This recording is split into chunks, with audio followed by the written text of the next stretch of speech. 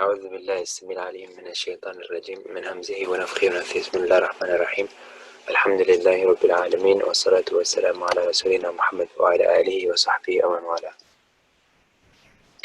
Okay, so today we are going to cover some more stories, inshallah. So just a review first, or just to kind of get updates from you guys. So how have the stories presented been useful? What stories can you think of or do you connect with in navigating struggles? And what's the impact of referring back to such stories?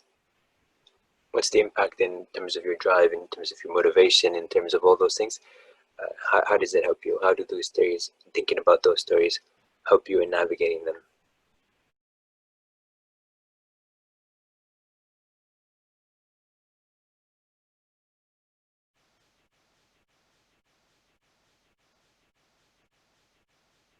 This is what we were talking about. Just realigning our small T truths with capital T truths.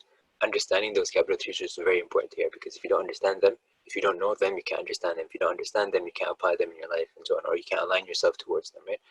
And so that's something that oftentimes causes a lot of conflict, right? And today's topic, today's stories are going to be more focused on the conflicts that arose throughout history and how they impacted societies as a whole. And this is because they didn't adapt to, or they didn't align themselves to the capital T truths and so on, right? And so how that negative info, or the impact on society, perpetuates throughout centuries even, right? So we'll go into that a little bit, inshallah. So that's important. And also not having an end vision, how does that impact? Not having an end vision, how does that impact? Not having a good, meaningful, clear end vision that aligns with the capital T truths, how that ends up leading to also conflicts and so on. So that's what we're going to be focusing on today, inshallah. We've talked about, some of the things that happen in a good way, where people's transformation ended up being towards betterment. But then today we're going to talk about when that sort of doesn't go the way we would have otherwise wanted. So when things go wrong, okay, that's today's story. So let's talk about some case studies, right? And here, let's talk about Iblis first. So the reality was that Allah subhanahu wa ta'ala asked every creation to worship Allah subhanahu wa ta'ala. Now the ones that were given free will, like the angel, not the angels, the jinn and the humans, right? They were given free will. Now Iblis was one of the jinn, and so he was also tasked to worship Allah subhanahu wa ta'ala. And he had free will, which the angels did not. So he's not an angel. Some people believe that he was an angel and then he disobeyed Allah subhanahu wa ta'ala and so on. So this is wrong. In reality, and this is the small T truth, but the capital T truth is what Allah subhanahu wa ta'ala tells us. And Aisha also mentioned that Allah subhanahu wa ta'ala, the Prophet said that Allah subhanahu wa ta'ala created the angels from a nur, and then made the angels through the smokeless part of the pure part of the flame, right? And so this is something that people have misunderstanding of. But then the ayah says that Iblis was from the jinn, kana min al-jinni fafasaqa an amri rabbih, that he was from the jinn and then he sort of disobeyed the commands of Allah subhanahu wa ta'ala. Anyways, so what happened over here is that he wanted to go and worship Allah subhanahu wa ta'ala. The story goes, these are stories from some of the historians, so there might be some element of uncertainty in them. So that's why I'm saying that the story goes, whenever I say the hadith in the Prophet or something like that, I'm going to be more certain about that, so I'm going to mention it with certainty, whereas otherwise I'm going to mention things like, the story goes, or it's said, things like that, okay? So just keep that in mind, that I make a distinction between that, because there's one thing of certainty and then the other thing has some doubts in it, and I would rather we stand on certainty as much as possible. Because it also helps up in terms of keeping us motivated and so on, and not confused, because again, certainty leads to capital T truths. So Iblis, it was said that he was, and Ibn Kathir mentions this in his history and so on about this stuff. So that Iblis was going all over the pretty much the universe, essentially, you could say, right? And he was worshiping Allah subhanahu wa ta'ala wherever, and he wanted to be the best of all of the creation. He wanted to be he wanted to worship Allah subhanahu wa ta'ala everywhere, and said he wanted this honor. So Allah subhanahu wa ta'ala saw that he was doing these things and stuff, and so the rules are, of course, Allah subhanahu wa ta'ala knew the heart or the inside of Iblis, but Allah subhanahu wa ta'ala wanted to also give him whatever it is that he gets out of doing certain things a certain way. So Allah subhanahu wa ta'ala is gonna, there's a system in place that if somebody does these good things and stuff, that they get these good benefits and so on, right? But then if there's also insincerity inside the person, then there is a trial that takes place. There's a sort of like, in this journey that this person is going through, there is going to be one among the many tests that this person, and everyone goes through, that's going to sort of unearth this insincerity in the person. And so this is where Iblis was put together with the angels, and so he was told to do whatever the angels were doing essentially. And so when Adam alayhi salam was created, and so Allah subhanahu wa ta'ala asked the angels to bow down to Adam alayhi salam, everyone says فَسَجَدُوا إِلَّا إِبْلِيسَ, that all of the angels, they bowed down except Iblis, right? Because Iblis, he didn't bow down because obviously he had free will. The angels don't have free will, so they did exactly what Allah subhanahu wa ta'ala said, right? لَا يَعْصُونَ اللَّهَ مَا أَمَرَهُمْ وَيَفْعَلُونَ مَا يُؤْمَرُونَ. They don't disobey the command of Allah subhanahu wa ta'ala from the Lord, but and they do whatever Allah subhanahu wa ta'ala tells them to do. This is in Surah Al-Tahrim. So Iblis didn't want to do this, and he said, no, why am I going to do this? And so he mentions that I am created from fire, and this thing is created from خلقتني من نار وخلقتها من طين, that this thing is created from like dirt, right, like clay or whatever. And why am I gonna have to bow down to him? He said, أنا خير من, I am better than him. So he felt like I have done all these things, so therefore I deserve some sort of hierarchy in here, right? I'm supposed to be higher than this person and stuff. So when he felt insecure, right, he felt like whatever he thought or whatever he wanted to think, right, didn't go as it didn't match with reality. But he didn't want to like sort of look back and say, well, what a waste of my life or whatever, all the stuff I did and stuff, right?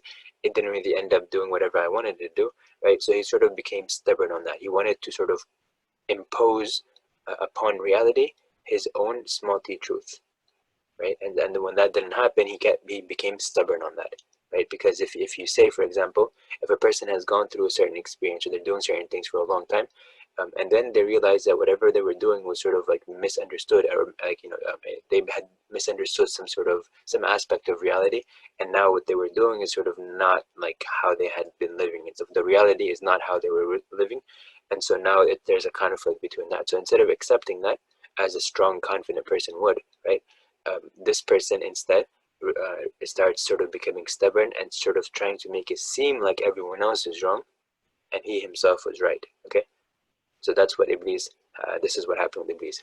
He wanted a certain end, he had a certain end vision, right? But it didn't match with reality. Allah subhanahu wa ta'ala, has certain things in place, and he has certain things a certain way for a reason, right? And Iblis didn't want to accept that reality. So Allah subhanahu wa ta'ala told the angels to bow down to Adam alayhi salam, and since Iblis was among them, he had the entire group bow down, so Iblis was supposed to do it too. But now he had this thing like, no, wait, that if I bow down to Adam, if I make sajda to Adam alayhi salam, then it's as if I'm sort of like showing that I'm lesser than Adam alayhi salam. I'm lesser than him, and all this stuff that I've done, it'll be all worth nothing essentially, right? He didn't think that maybe Allah subhanahu wa ta'ala had a purpose in mind. Maybe he was just trying to show some sort of like this idea of respect, right? Because there's this idea of prostrating out of respect, sort of like honor and respect or whatever, and that's different than when you bow down for the sake of like worshiping and stuff. Like you might be like respectful and stuff, although we don't get into those situations where we bow down as if like whoever we're bowed down to is our God or superior to us in a certain way and stuff, right? We don't do those kind of things, but at the same time, in this case, Allah subhanahu wa ta'ala asked the angels to make sajda to Adam alayhi salam and Iblis as well. But Iblis, again, he didn't want to do that, and so this is where he became stubborn, and this is where he started losing track of reality, because now he's trying to challenge Allah subhanahu wa ta'ala, and he says, I'm going to go against all these slaves and stuff like that, right? And then Allah subhanahu wa ta'ala Allah subhanahu wa ta'ala makes an exception to this, and he says that you're not going to be able to do that to anyone. There's a group of people, al-mukhlasun, that these are going to be protected, and Allah subhanahu wa ta'ala says, and the only ones that are going to be impacted by this are those that are going to choose to obey you, and he says إِلَّا مَنِ اتَّبَعَكَ مِنَ الْغَاوِينَ, that except the ones that are going to obey you, and these are like the ones that are like doing bad things and stuff like that. So Allah subhanahu wa ta'ala gave a sort of protection, and actually Iblis himself says إلا عبادك منهم المخلصين. That I'm not going to have this authority over any like your slaves, the ones that are مخلصون, right? So I'm not going to have this impact on them. I'm not going to be able to misguide them and so on. Allah subhanahu wa ta'ala gave like a protection to us, that whoever connects back to Allah subhanahu wa ta'ala automatically has the default protection from Allah subhanahu wa ta'ala. And the ayah that says إن الله لا يغير ما بقوم حتى يغيروا ما بأنفسهم, that Allah is not going to change the good condition of a people until they change what's in themselves, right? So this is in the context of the angels always protecting you and so on. So this is what the ayah means, and a lot of people have sort of presented it in the wrong way. They do it the opposite, that Allah is not going to fix the condition of people until they change themselves. But if we look at the tafsir and so on, if we look at like the actual context of the verse, it's actually saying Allah is not going to change the good condition of the people until they change themselves, they walk away from Allah subhanahu wa ta'ala, right? And there's other verses to corroborate that. Yeah, so now the front he hides behind is that he pretends to have this everything under control. He tries to make it seem like his awliya are going to win and so on, right? But Allah subhanahu wa ta'ala says, إِنَّمَا ذَلِكُمُ الشَّيْطَانُ يُخَوِّفُ أَوْلِيَاءَهُ فَلَا تَخَافُوهُم وَخَافُونِ إِن كُنتُم مُؤْمِنِينَ. That this is all shaitan's just trying to scare you with his awliya and so on, right? Like these are just إِنَّمَا ذَلِكُمُ الشَّيْطَانُ يُخَوِّفُ أَوْلِيَاءَهُ. He's just trying to make his awliya seem like sort of like they're great and so on. But Allah subhanahu wa ta'ala says that فَلَا تَخَافُوهُمْ وَخَافُونِي إِن كُنتُم مُؤْمِنِينَ, that don't fear them, but fear me if you are indeed believers and so on. So he hides behind this, and Allah subhanahu wa ta'ala says إِنَّ كَيْدَ الشَّيْطَانِ كَانَ ضَعِيفًا, that the plot of shaitan is very weak. And in fact, Allah subhanahu wa ta'ala already exposed this plan, so that makes it like that's, you can imagine like how weak it is. Like somebody already knows the enemy's plan. They know exactly what this enemy is going to do, right? And then when the enemy comes, like you already have everything in place, all the protection in place and stuff like that. So like the enemy can't really do anything to you and stuff, right? So Allah subhanahu wa ta'ala has already exposed the plan and stuff like that. So anyways, now shaitan nonetheless tries to hide behind this front that he is a certain whatever and stuff, but he's not. Allah subhanahu wa ta'ala is always in control, and shaitan has shaitan does not have control over people, and he mentions this in surah Allah subhanahu wa ta'ala mentions that shaitan is going to say this on the day of judgment, and it's mentioned in surah Ibrahim and also near the end of surah Hashr and so on, right? So that's just something we need to understand, that Iblis had this insecurity that then led him to become arrogant and stubborn, right? And anyone that has the same type of trait, in bad things, whatever that they're perpetuating, like bullies and things like that, so or people like that. So these are people that are actually hiding something inside, right? They feel not so strong and they feel not so secure and so on, and that's why they try to impose on other people. And so keep this in mind, that this is where when people are like that, they're actually not in control. These are the ones that are actually feeling lower in fear to somebody else, okay?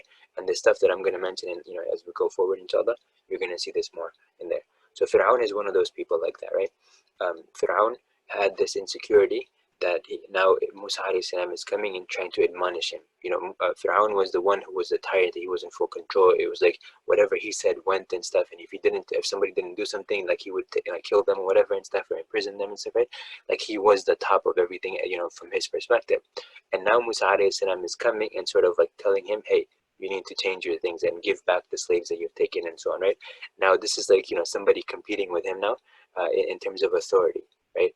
If you can go to a person and the other, like the highest in a land or whatever, and now that person listens to you, right? Then that person sort of is lower than you in that sense, right? And so now this is going to be a problem. So actually, this is one of the reasons why the first thing that scholars do when they're advising the tyrants and so on, they do this in private. They give them private counsel instead of going the first step by doing public stuff or whatever, because the tyrant obviously is insecure, right? And if you go in public and try to rile people against him, then that person is going to respond with a lot of force and all the killings and stuff like that, right?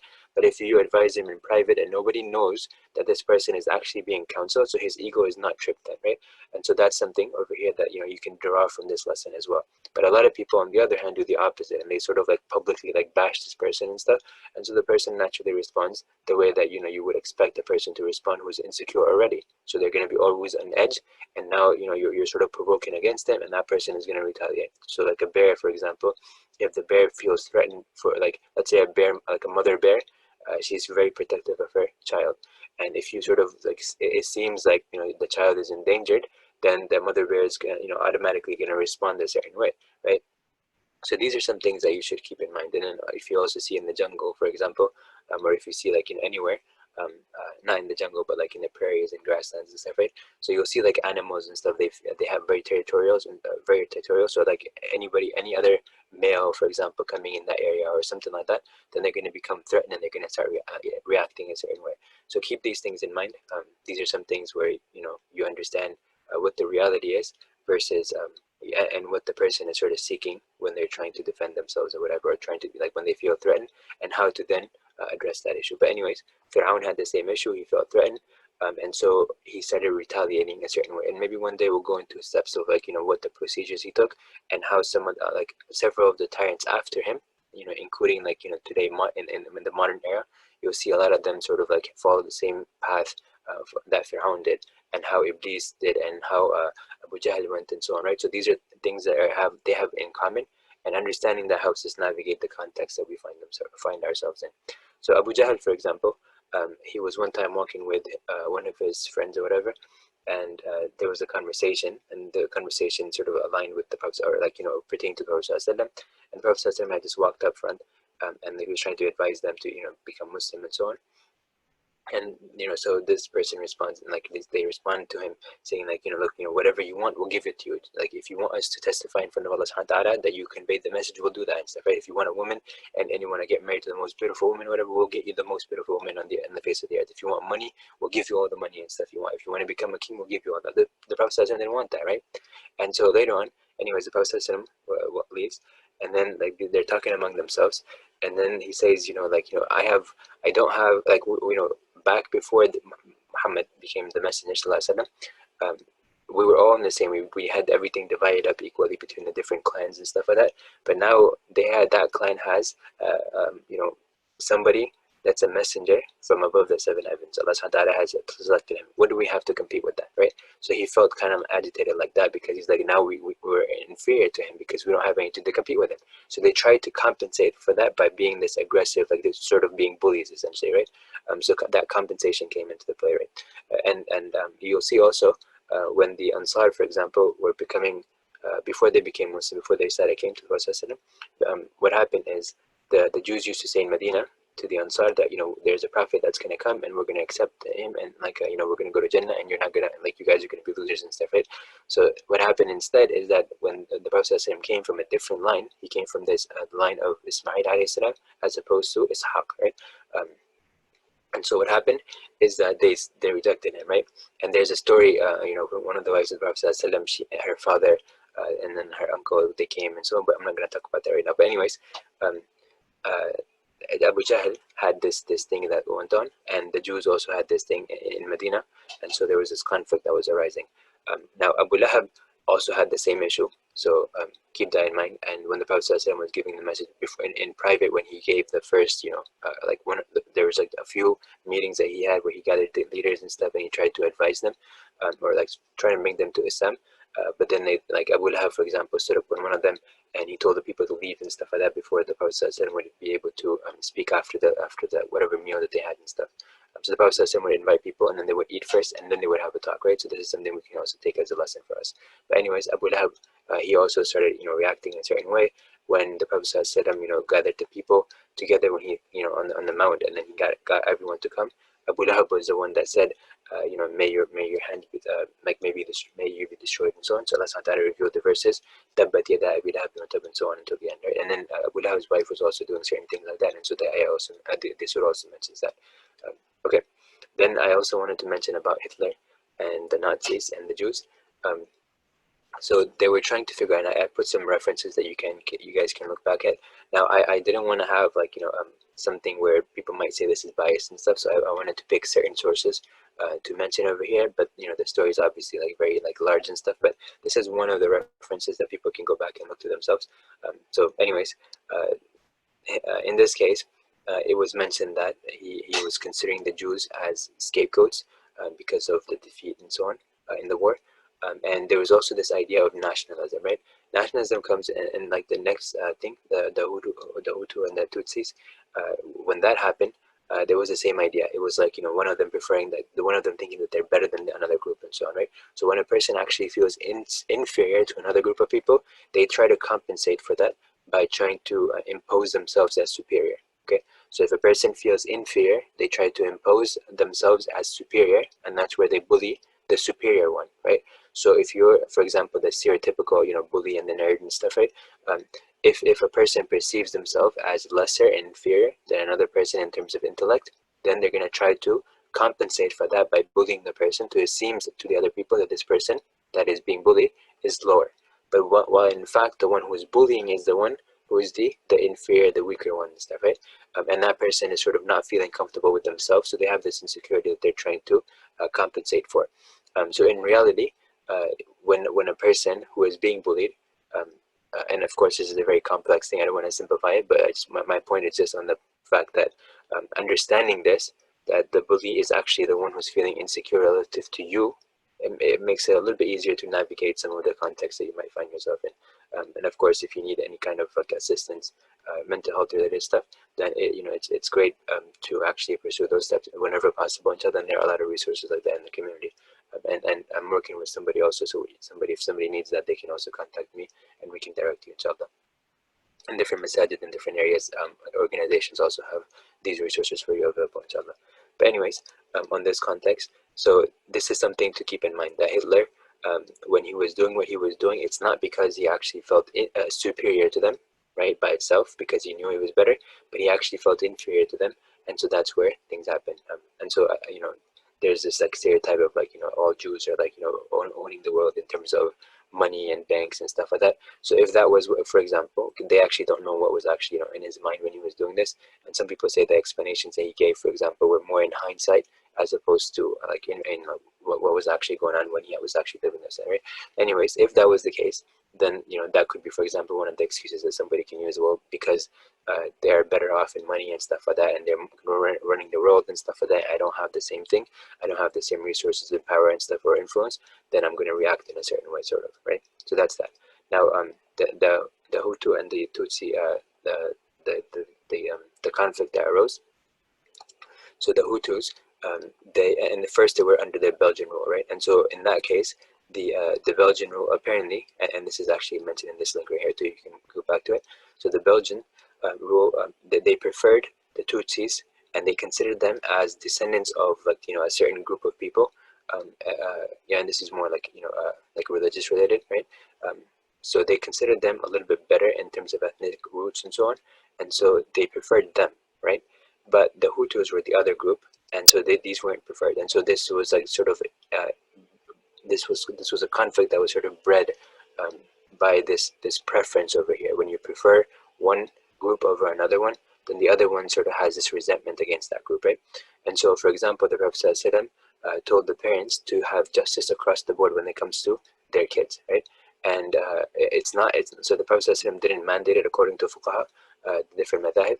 They didn't necessarily, they said that it's not required absolutely that you have to treat all your kids the same way, but then they said that, and then the Prophet ﷺ mentioned something along this line, that if you don't do it, then don't expect your kids to treat you all the same way, right? So if you prefer one kid over another and the others can see it, then naturally the reaction is going to be that they're not going to be the same as that person is being with you, the one you're actually preferring over the others and stuff, right? So it's very difficult to do this, but the justice is very important. If you're not going to be just like in the case of like the Prophet when he had multiple wives, he had to be just as all of them, right? Even though he might have loved one or like a little bit more than the other, but he had to be just across all the board. If one person gets their day, another person gets the same, another person gets the same, all of them have to get the same equivalent like treatment and stuff, right?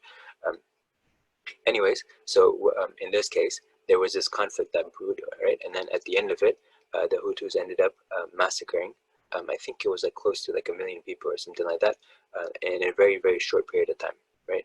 And that was a big, big genocide. And there was a movie called Hotel Rwanda that sort of was on this genocide.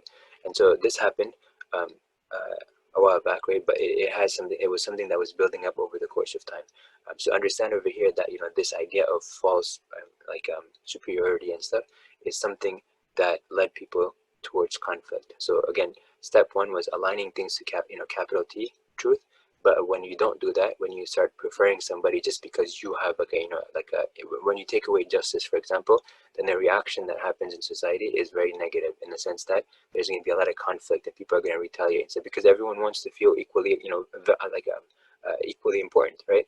And if you sort of prefer one over the other for no reason, no justifiable reason, like no merit or anything like that, then there's going to be this conflict. If people see somebody who's actually better than them, they're naturally going to gravitate towards that person. If they see a millionaire and then they see that person who's really nice and kind and stuff, and he's willing to help them out and stuff, they're naturally going to have a good opinion of that person, right? But if they don't, if the millionaire is sort of like really bad and stuff or whatever and stuff, then they're going to have these aversion, and people are preferring him still, there's some leaders and stuff, then the masses are not going to be happy with that and stuff, right? So just understanding these things are going to be very important over here. When you don't align yourself to capital T truth, the conflict that results as it can be very, very, I don't even know the word, very devastating and stuff, very bad and very harmful to not just the group of people you're working with, but it can have a very lasting impact throughout history, right? So you see that the impact of Hitler, even though he lived for a certain amount of time, right? But look at the impact that it has up until today. Look at what happened with the genocide of the Muslims, for example, in uh, in Pakistan, India, for example, or when the Muslims were leaving, for example, and there was a lot of massacres that happened when they were going over by the Hindus and stuff. So uh, some, as you know, in the history, some of the Muslims stayed back, and some of them wanted to migrate into the in the newly formed Pakistan. But then, just like in the time of the Prophet ﷺ, when the Quraysh were persecuting the Muslims, right, and they were killing them and so on. So this is sort of what happened when the Hindus were and the others were trying to, the Hindus and the Sikhs, they were actively getting involved in this. And when I say that they were getting involved, I'm not meaning all of them, because obviously there were people that weren't doing this stuff. So the ones that were doing it is the one I'm referring to over here. So that conflict got really bloody, and it does have a lot of negative sentiment between the two groups of people. So that's something that is there. But also, if you notice, after that, the conflict that is continuously happening in Kashmir, for example, and so on. And so these are some things that you can understand when things don't align with reality, the consequences of that, and then not having a good end vision, and the consequences of that. In the case of the Muslims, for example, in India, in the in the late 1800s, right, there was a lot of there was a revivalist movement in India among the Muslims. Remember, this is before Pakistan was born, right? And so there were a lot of activists. They started, forming their own political parties. For example, they were starting, these ulama came together, and they started, writing a lot about how to get back under a Muslim rule, for example, and so on. And as you remember, this is near the end and near the decline of the Ottoman Empire, and then later on it fell, right? So this was a big thing for the Muslims and stuff, because all the time Muslims focus on uniting and staying together. And so that's what, obviously that's one of the movements right now, trying to get Muslims together instead of be united and stuff. So this is what the ulama were doing, and the leaders of the Muslims and stuff in India in the early 1900s. And so there was a lot of writing that was done in that context, right? And then if you know the uh, what's his name? Can't think of his name. Subhanallah. Anyways, so there was a lot of writing, and then people in, for example, in Egypt, right? When they were going through their oppression, they started referencing back to some of these things that the scholars of India and so on had written, and so Sayyid Qutb, for example, writes about this, and so he was influenced by some of these writings from from whatever came before him, right? And so the idea was again to get the Muslims together to have their own place and so on. And so later on, you'll see that Pakistan was born because of this push towards a separate Muslim state where the Muslims can be ruling themselves and so on. They can be among themselves. Now, how that progressed later on and stuff, of course, there's ups and downs in that history. But my point was that they had a specific vision that was sort of moving past throughout from the time of the Prophet ﷺ until today, right? And so that's where those are the things that were being discussed, and that led up until today, or led until at least the independence of Pakistan and so on. Okay, so the same thing you'll see in Palestine, in the the separation that happened. There was a war, and after that the entire area was divided up into three segments. There was the state of Israel. There's the West Bank, and the Gaza Strip, right? And so this is how it was divided up. And then there's like the conflict that ensued after that. There was the Intifada after that, and then there was a second one after that, and then people are talking about a third one, and so on, right? And so the idea pretty much over here was that this conflict that took place and that it continued afterwards was because the state of Israel started off, but then now they're sort of trying to impose on the surrounding areas as well, trying to take over the land from there. And as you know, that the movement towards like getting more settlements in the areas where the Palestinians are living. So this is causing a lot of conflict and so on, and a lot of world leaders have spoken about this as well. But until these aggressions are not taken away, then obviously these things are going to continue.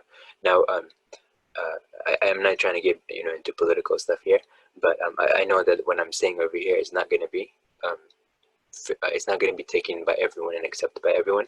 And my intention is not to go into like convincing everyone about whatever. My intention is just to show over here that if you don't have alignment towards capital T reality, right, the capital T truth, then you're going to have conflicts ensue after that. Whether we like it or not, whether we want to accept it or not, this is how it's going to work. So as long as injustice is happening, people are going to retaliate. People are going to act in a certain way, and I'm not gonna say like who is right or who is wrong.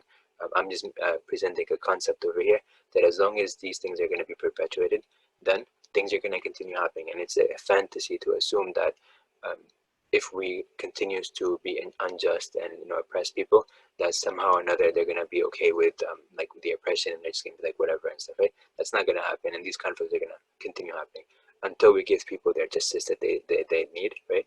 They're not going to be able to feel harmony and contentment and satisfaction and so on, and these conflicts are going to continue happening. So until that is done, we're going to have these sorts of issues continuing onwards and stuff. And those that are actually perpetuating this are going to the originators of the first, the initial group of people that perpetuates this, right? Is going to take the bulk of the blame for it, essentially, right? And so we need to understand that, and this is how to when we bring justice back to people, then when we give people back their rights, then they feel more comfortable, and then they're going to be able to work together. But until that happens, these things are like bloodshed and like all this chaos and stuff is going to continue happening. So this is where things don't go the right way, because they're not aligned with capital T truth. Somebody just wants to impose their own reality onto the world or whatever the group is and stuff like that. And so this is going to happen like that. Okay, I think I had okay, now I know that I went, looks like I'm just checking my time now. I remember to look at the time, so I'm going to stop over here, and inshallah what I'll do is I'll go into this stuff next time. I also have this slide to go on to, and we'll go over that inshallah next time. But inshallah, if you have any questions, you can ask, and if you have any comments and stuff, we can go over them. But you can also go through some of these like the links that I mentioned, or you can also just explore these conflicts a little bit more, inshallah, so you can and think of them from the perspective that we just talked about, and see how they're having an impact in our societies and why conflicts happen and so on, and connect it back to the first segment of our series when we talked about aligning, learning the capital T truths, aligning ourselves towards them and stuff, and where conflict and stress and worries and grief and all that stuff comes in, and how to fix those, how to sort of address them in the world, right? Yeah, so I'm gonna stop here now, inshallah. And the takeaway again is to what I just mentioned over here, to go back and sort of analyze different events in your life, different events in the world around you, so that you can understand the sources of the conflicts and internalize them, and then also understand how to go back to the examples of those that we mentioned before in the previous classes, when we mentioned how when they aligned themselves back to reality, then things worked out in their favors and stuff, right? Things worked out in a way that it brought them harmony and contentment and satisfaction and so on, right? So if we want to have that in our lives, then what are the steps that we need to take? And how, if we want to change what's happening in the world, in terms of negative events and negative things and stuff, how do we make a difference in that? If we want to change what's happening in our personal, lives, and like whatever affairs that we're going through, whatever difficulties that we're going through, how do we align ourselves, readjust ourselves in the context of COVID-19? That's another thing to keep in mind. How do we align ourselves so that we can match with whatever reality looks like? Whether we like it or not, there has been this change. A lot of people have had to adapt. And some people didn't want to adapt. Some people are sort of still struggling in terms of how to adapt and so on, right? So understanding that reality doesn't go based on what we want and what we don't want. It goes based on what Allah subhanahu wa ta'ala has designated to go to. And so we have to constantly align ourselves, and we can't sort of like just become stubborn and say, well, I don't know how to handle this new change and stuff, so therefore I'm not going to adapt, and I'm just going to sit back and just like say, no, this is not happening. I'm going to pretend like this is not happening, or I'm going to just downplay the changes that have taken place and stuff, right? Because we are the ones then that end up displaying our insecurity. When we do these kinds of things, we are the ones that are telling the world essentially that, hey, I feel insecure and I don't know how to cope with it and stuff, right? I don't know how to handle it and stuff, so I'm going to pretend like nothing is happening and stuff, no changes need to be taking place and stuff, right? So that's what happens whenever somebody reacts a certain in this way, right? But if a person is constantly understanding and remembering that change is always going to be change is constant, right? If there's one thing that is constant, it's change. And as ironic as that seems, or counterintuitive as that might seem, there's one constant in life, and that is change, right? And so keep that in mind.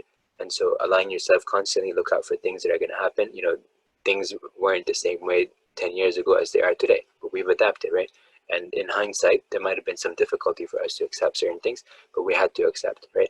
And that's actually one of the things that some people have, struggles with when it comes to the older generation, sort of like having a fixed mindset, in some cases. And so when they run institutions or organizations and stuff, and they're sort of getting disconnected therefore from the new generation, it's because they're not really like ready to adapt to like whatever is happening in the real world and stuff, right? And so that's one of the things that the older generation can do, and is understand that there are constant changes that are happening, and we need to continuously align ourselves to the capital T truth of the changes and sort of adapt according to that. And that's what's going to help us bridge the gap between the generations and so on and so on. So with that, your homework again is to go back and look through some examples. If you have any examples that come to your mind, whether it's in your immediate like circles, whether that's your immediate friends or family members or so on, or some associates or that you work with, or something even broader than that, maybe like something happening in your society, in your community, for example, or in your state, or in your nation, or country, or wherever you are, whatever is happening. So you can look at it in different levels and see how conflicts can arise, and how to resolve them by hitting the nail on the head, so to speak, right? How to go to the root and try to adjust according to that. So with that, inshallah, I'm going to stop. سبحانك اللهم وبحمدك أشهد أن لا إله إلا أنت أستغفرك وأتوب إليك.